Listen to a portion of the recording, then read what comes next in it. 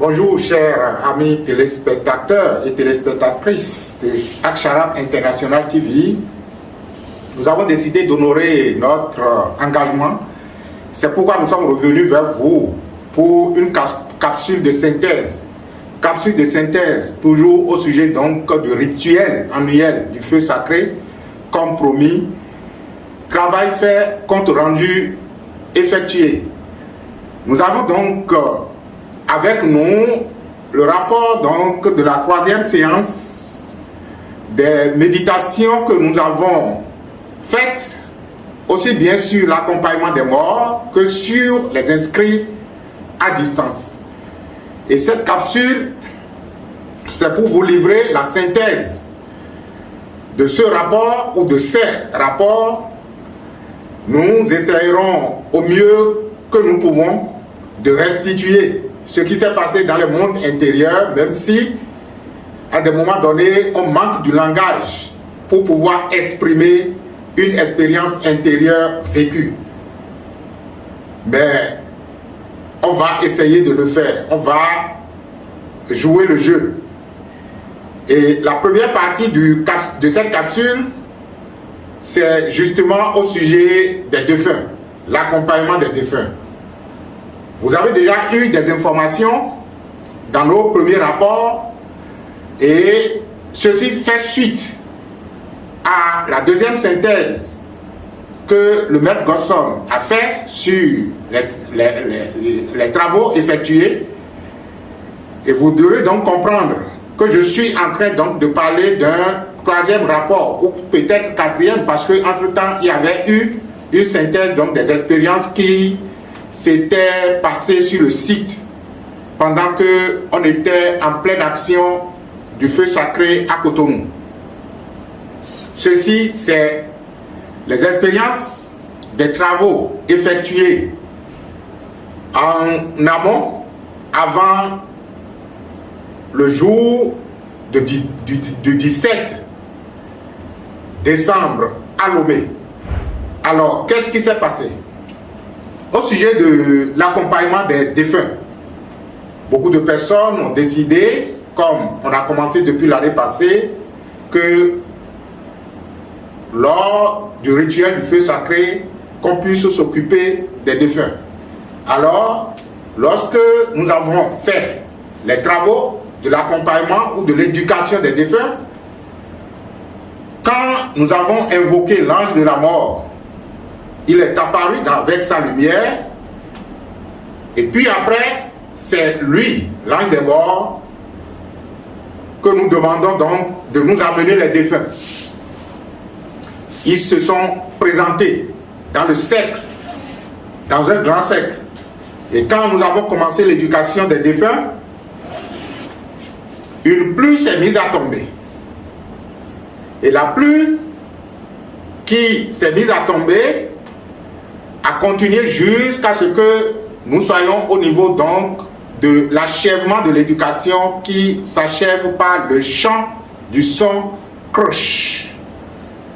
Pour ceux qui ont le livre de la mort du maître Elmancio Gosson, si vous regardez la partie éducation du défunt, vous comprendrez de quoi je suis en train de parler. Et lorsque nous avions demandé à l'ange de la mort qu'est-ce que cela signifie, cette scène que nous sommes en train de vivre, il disait que la pluie est le symbole de la bénédiction et que cette pluie, c'est pour apaiser les défunts. Et ceux-là même qui n'ont pas souhaité, ou du moins, est-ce que ce n'est pas souhaité, ceux-là même qui résistent à l'éducation, avec cette pluie, finira par s'apaiser et nous écouter, même si nous, physiquement, on a terminé le travail, que cela va les imprégner et qu'ils pourront se sentir en paix. Et d'un jour à un autre, ou d'un instant à un autre, ils seront sensibles à l'éducation. Je profite pour vous dire que l'éducation consiste tout simplement à faire comprendre aux morts qu'ils n'appartiennent plus à notre monde physique et que les désirs de ce monde ne sont plus les leurs, les attachements de ce monde ne sont plus les leurs. Rappelez-vous que dans la première consultation, dans les premiers travaux, il était dit que beaucoup de défunts résistaient à l'éducation. Ils ne voulaient pas en entendre parler. Il y en a qui se détachaient même de l'eau. Et le maître nous demandait d'insister sur le pardon et que chaque défunt se pardonne et qu'il pardonne tout pour pardonner donc son existence passée. Ce que nous avons fait, nous avons beaucoup insisté sur les derniers travaux, nous avons beaucoup insisté sur le rituel du pardon. Ça, c'est une première révélation. Il y a une autre révélation où certains défunts apparaissent sur une grande voie qui est bien éclairée et ils étaient tout en joie. Ils se moquaient même de leurs parents vivants pour dire s'ils pouvaient savoir dans quelle joie eux ils se retrouvent à l'instant, qui seraient heureux d'avoir demandé de tels services pour eux. Et pendant qu'ils étaient en joie, une dame apparaît, suivant donc la cérémonie sur un écran, et c'est là où on pouvait voir sur l'écran de la dame ce que nous on faisait. On disait que M. Maurice était sur l'écran, habillé en blanc. Je vous rappelle que c'était moi qui conduisais les séances pendant que cela se passait. Donc, sur l'écran de la dame qui suivait à distance, j'apparais. Cela n'étonne pas. Et que la dame, document en main, faisait exactement ce que nous, on était en train de faire. Cette dame pourrait être le symbole de la terre-mère qui est certainement en train de nous accompagner dans le travail que nous avons entrepris. Et lorsque les vivants s'approchaient, je dirais les vivants, oui, les morts vivants, parce que une fois que vous commencez par prendre conscience que vous n'appartenez plus à ce monde et que vous êtes dans l'au-delà, vous commencez par être un vivant de l'autre côté.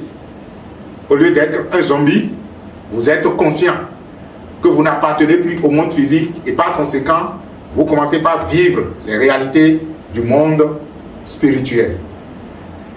Lorsque il se retrouve au bout du chemin bien éclairé, il y avait un portail gigantesque qui s'ouvrait sur une maison qui avait plein de lumière. La maison était intensement éclairée et il fallait avoir accès à cette maison.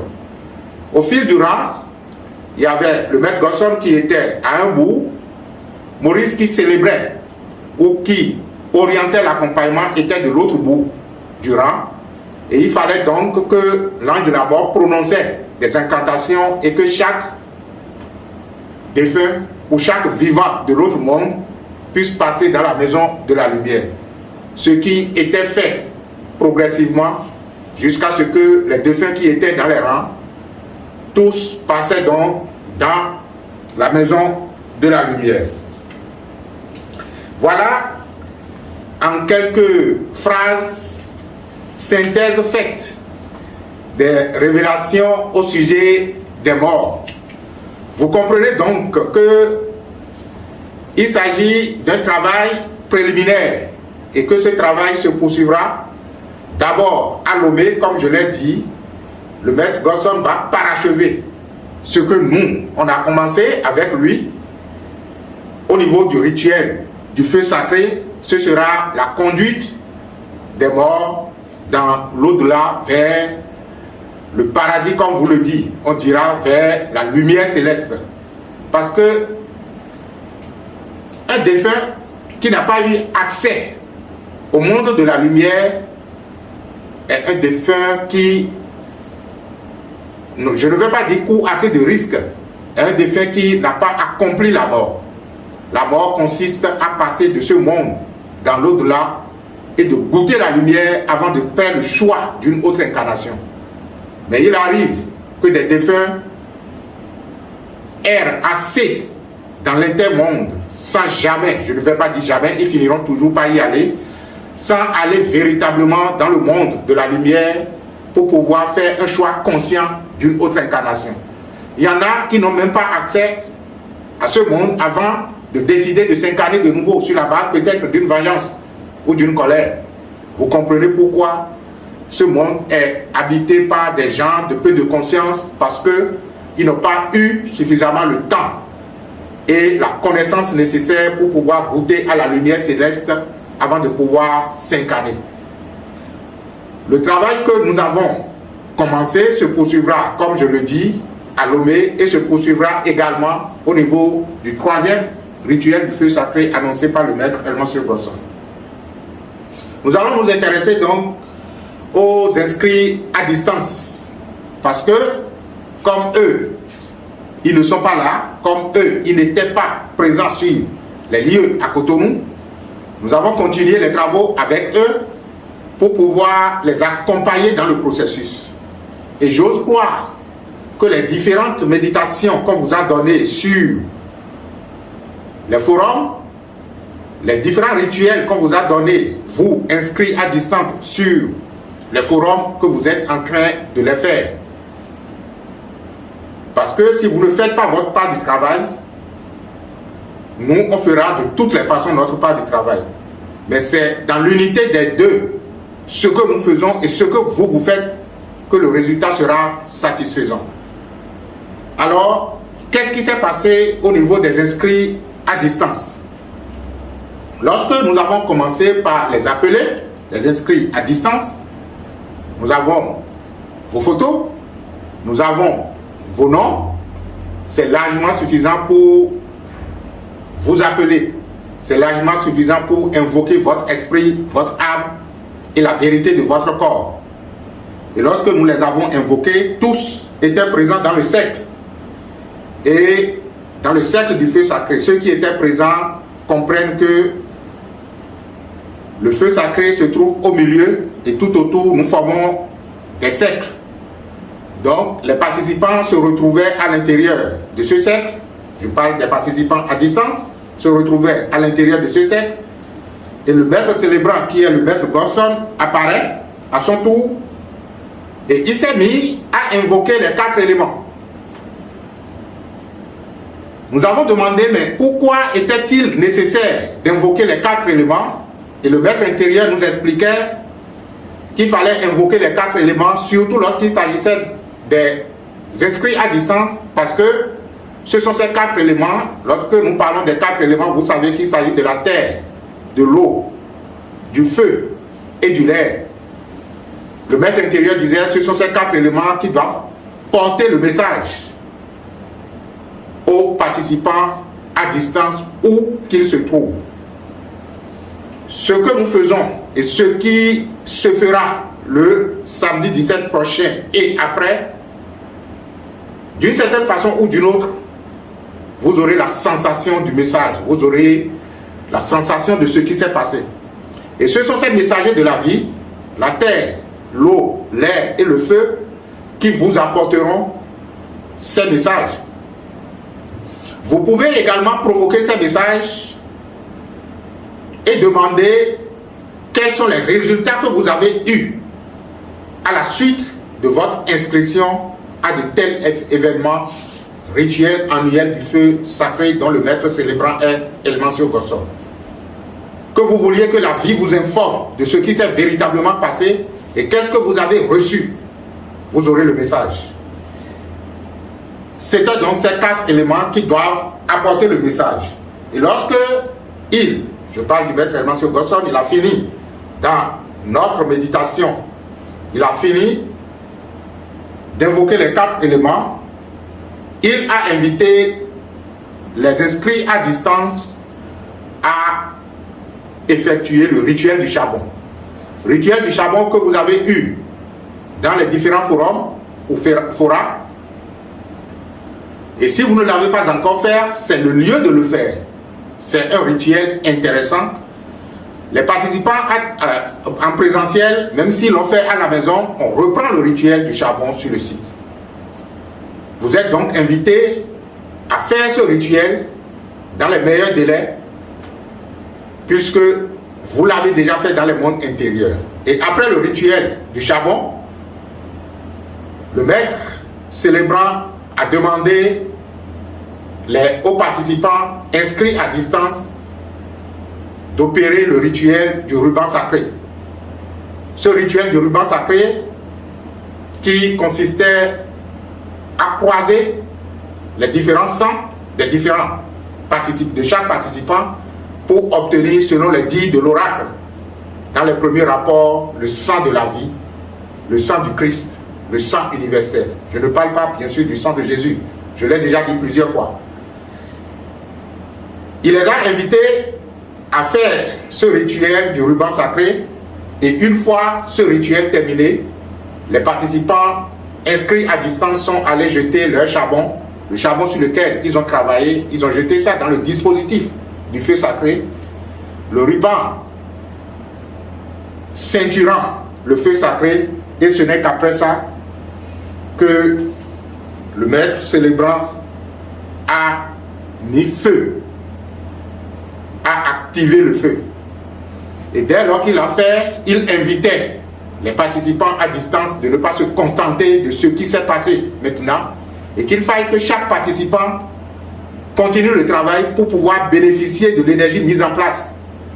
Parce que, quel que soit ce qui est fait, si vous ne vous occupez pas de vous-même et que vous rabaissez votre vibration d'ici une semaine, 2 ou 3 semaines, ne venez pas nous dire que le feu sacré n'a rien donné. Ce n'est pas pour rien que pendant que le Maître Jésus était sur terre, quand il guérissait, il disait aux gens, va et ne pêche plus. Ne plus pécher consiste à ne plus rabaisser sa vibration pour encore être sujet des affections ou des dysfonctionnements que le Maître a aidé à guérir. Le Maître célébrant vous invite à travers les dits de l'oracle à vous prendre en charge à partir du moment où le travail spirituel est fini à notre niveau. Il vous appartient de l'entretenir. Vous devez nourrir cet état de conscience qui est né en vous, l'état de pureté, l'état de félicité, l'état de joie que vous avez manifesté dans les mondes intérieurs. Cet état doit être nourri par des méditations, par des attitudes et comportements justes et par des rituels conséquents. La deuxième révélation au sujet des inscrits à distance, c'était donc qu'ils sont tous apparus sur le site de Rafeza, et le maître Gosson, toujours au milieu du cercle. Il était au milieu du cercle en train de consulter l'oracle. Et quand on a demandé pourquoi devrait-il consulter l'oracle, le maître intérieur expliquait pour dire il doit consulter l'oracle pour pouvoir savoir comment équilibrer les énergies des inscrits à distance. Et nous avons été curieux pour dire, mais pourquoi doit-il équilibrer les énergies des inscrits à distance? Et l'oracle nous disait que c'était nécessaire parce que il y a eu assez de monde et que des esprits à distance sont venus de toutes parts, et chacun avec son passé et sa lourdeur. Il faut donc que le maître célébrant Elmansio Gosson consulte l'oracle pour voir comment équilibrer cette lourdeur, comment alchimiser leur énergie afin que le feu sacré puisse donc les digérer et que tout ceci puisse être transformé en lumière et bénédiction. Et cela nous rappelle la première synthèse que nous vous avions faite. Là-dedans déjà, l'oracle disait que le feu sacré de cette année est un feu sacré spécial et que les énergies étaient très lourdes et que le gros lot du travail revenait au maître célébrant qui devrait trouver les moyens d'alchimiser ces énergies trop lourdes. Cela est revenu encore ici et il était vivement recommandé à lui de consulter l'oracle pour savoir comment faire cette alchimie spirituelle de ces énergies éparses et lourdes qui se sont inscrites au Rafeza 2022. Vous voyez la tâche qui revient à un maître. C'est pourquoi personnellement j'en ai peur. Quand les gens s'en proclament, je dis s'ils connaissent véritablement ce qu'ils disent.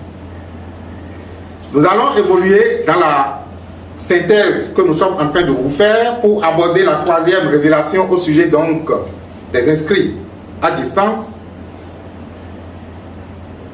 Il était apparu, il c'est le maître, et il était suivi d'un autre maître sur le site, et subitement une camionnette apparaît et commence donc par décharger ses bagages dans le dispositif du feu sacré. Quand nous avons demandé à savoir de quoi il s'agit, le maître, l'oracle nous expliquait comme quoi ce sont donc les bagages des inscrits à distance que la vie est en train de déverser dans le feu sacré. Et la dernière révélation, c'était que toujours le maître Godson, à la fin du rituel, avait initié comme d'habitude une séance de questions-réponses. Et cette fois-ci, c'est dans une conférence, dans une vidéoconférence, où les participants à distance le suivaient. Il y a un des participants qui a posé la question de savoir si eux, en tant que participants à distance, ils pouvaient bénéficier véritablement de l'énergie mise en place comme ceux qui ont participé en présentiel. Et le maître Godson répondait pour dire, s'ils n'ont pas confiance au pouvoir du maître, à la force et à l'intensité spirituelle du maître, le participant a dit oui et il a souri. Il les a rassurés à travers cette consultation qu'ils bénéficient au même titre que ceux qui ont participé en présentiel, ils bénéficient au même titre de la même vibration. La seule chose, c'est que aussi bien participants à distance que présentiel doivent s'efforcer de maintenir ce qui est reçu en travaillant et en continuant toujours à travailler sur lui-même. Je pense que c'est l'essentiel des révélations que j'ai à mon niveau. Je profite de l'occasion pour remercier le maître intérieur, la vie, le pouvoir de la vie.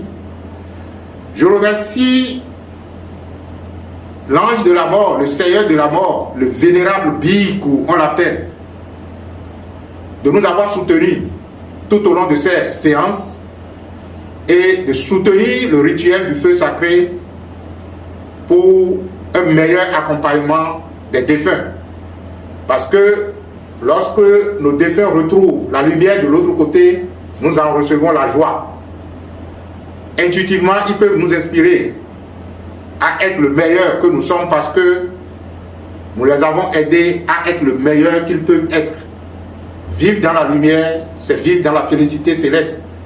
Vivre dans la lumière, c'est reconnaître sa propre identité spirituelle pour des choix beaucoup plus conscients. C'est ainsi que, dans les générations à venir, plus de défunts ayant accès à la lumière, plus on aura des âmes éclairées qui vont s'incarner sur terre parce qu'ils auraient goûté au moins à la joie du paradis pour vouloir en transmettre sur terre. Mais lorsque un défunt n'a pas accès à la joie du paradis et que si par malheur il s'incarnait, ce n'est pas évident qu'il puisse donc mener une existence heureuse. Je vous remercie, vous, téléspectateurs et téléspectatrices, de nous avoir accordé votre attention. Je remercie tous ceux qui se sont inscrits à Rafeza 2022. La fête se poursuit à Lomé et se poursuivra dans la première quinzaine du mois de janvier. Et dans l'unité que nous sommes et au nom de l'amour qui nous a unis, je vous dis que la bénédiction soit. Que la bénédiction soit à votre esprit, que la bénédiction soit à votre âme et que la bénédiction soit dans le corps. Merci à vous et restez dans l'unité de la vie que nous sommes.